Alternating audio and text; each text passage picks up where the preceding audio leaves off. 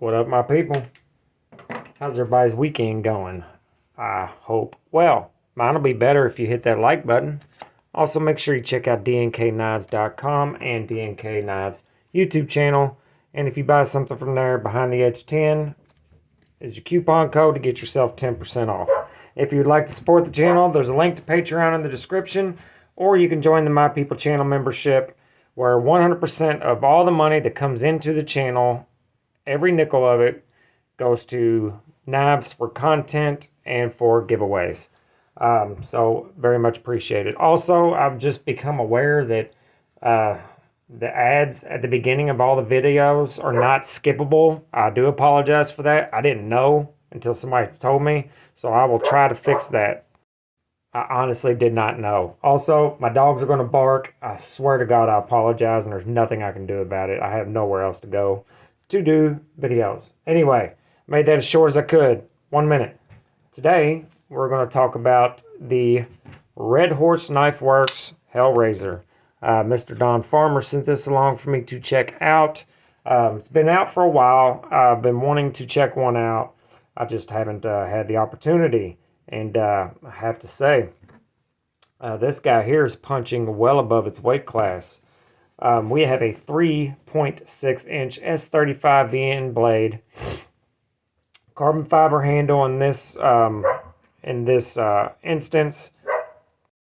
Sorry about that, guys. Really trying to get the dog to stop. I don't know why she was doing that. Carbon fiber handle on this one. There is other carbon fiber, marble carbon fiber options, and there is many G10 options. Also, it has a ceramic detent and ceramic bearings. The action is flat amazing.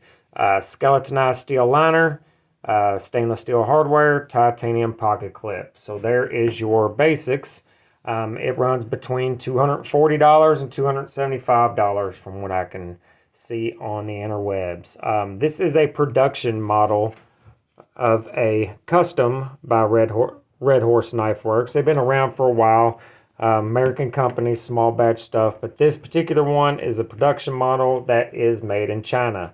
And I'm going to guess the OEM is Riot. I do not know that for 100% sure, but it feels like a Riot. And they've been out for quite a while, so and I'm probably wrong on this, but I think before even a lot of the other ones were doing a lot of OEM work. So I'm probably wrong on that. So to me, this knife is gorgeous. And at first glance, it looks impractical. But in my opinion, it works great as an EDC.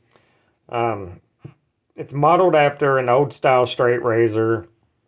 And the aesthetics of it is where the resemblance ends, really. There's a lot of belly here, yes, but a very usable tip. So you still have plenty of ability to use the tip for opening packages, doing any kind of scroll work or any kind of detail stuff. I don't mind a lot of belly. I find it useful for me. That's obviously not useful for everyone, but like this knife does have a slight amount of flat, but not much, literally a ½ inch. Then the rest is all belly. So there's not a ton of difference there except for the exaggerated profile of that belly. Really, if this had a straight spine and still had the same bottom of the blade shape, you wouldn't know the difference. And of course, that's all my opinion. It has a decent grind on it. It's not the thinnest thing in the world, but it is not bad at all. It is pretty slicey for what it is. Full-size knife, it's always great. So it has a great size, excellent ergos. We're going to do this the pros and cons kind of way. So the ergos are great. You don't feel the clip at all. It feels fine. In and out of the pocket, the clip is fantastic. Slides in and out. Not a whole lot sticking up out of your pocket. And I like the way it looks. I like how they have matched the holes with the blade itself. I think it's a nice touch. The red pivot collar looks pretty good as well. Very usable blade. Again, I've already said that, but very easy to sharpen. You don't have to worry about a smile. This will be very straightforward for sharpening, and stropping will be even easier. The action, as you seen a minute ago, is crazy smooth. This thing will get your fingers if you are not careful. But you can drop it on your thumbnail, as you just seen right there. So, but I would be very careful doing that. The deployment is very snappy, rockets out. It's a little bit harder to get your finger for the reverse flick. You kind of have to get underneath of it to get it just right, but it is still good. Pretty lightweight. Let's see how much this thing weighs here. I'm going to guess and say 3.5 ounces.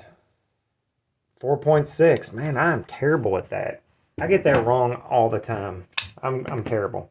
So, still not too heavy in my opinion, especially compared to the stuff I like to carry, which this thing's like 5 ounces for a 3.5-inch blade. So, next, excellent quality. That's what makes me think it's Riot, because it is near perfect. The liners are nested. They are hollowed out for weight reduction, but it's really not a whole lot. Just feels glassy smooth, rock solid lockup. Yeah, I feel no issues there whatsoever. It came very sharp out of the box. I didn't even bring the box out. There wasn't no need to. The carbon fiber looks fantastic. Your standoffs look good. Everything looks to be in order as far as quality goes. And last but not least, these are widely available with tons of options. DNK has a crap ton of them.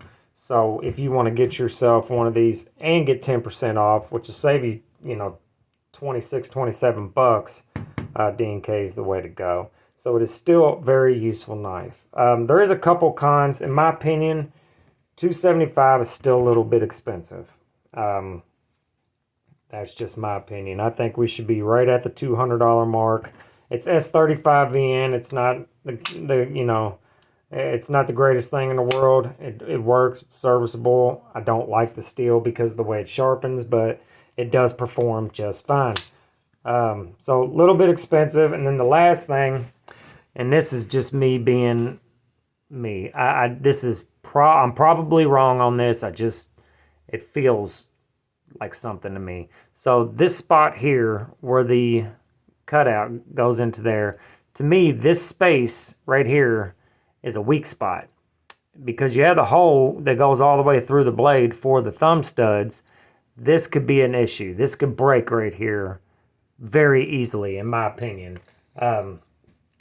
If you're not careful and you crank this thing just the wrong way, I have a feeling it would break really easily, right just like that, if you're not careful. Other than that, really, I don't see any issues with this knife. Obviously, you're not supposed to pry with a knife, especially a knife like this. So, any kind of cutting you do would be just fine with this thing. I'd just be careful, because that does look like a weak point to me. Yeah. Anyway, that's all I got on this one, guys. Let me know in the comments what you think about this knife. How do you feel about it? Do you have one? How's the S35 VN blade held up for you? Let me know. Make sure you're good to each other, love each other, and remember, life is short. So go buy yourself a knife and don't be a dumb cunt. Later.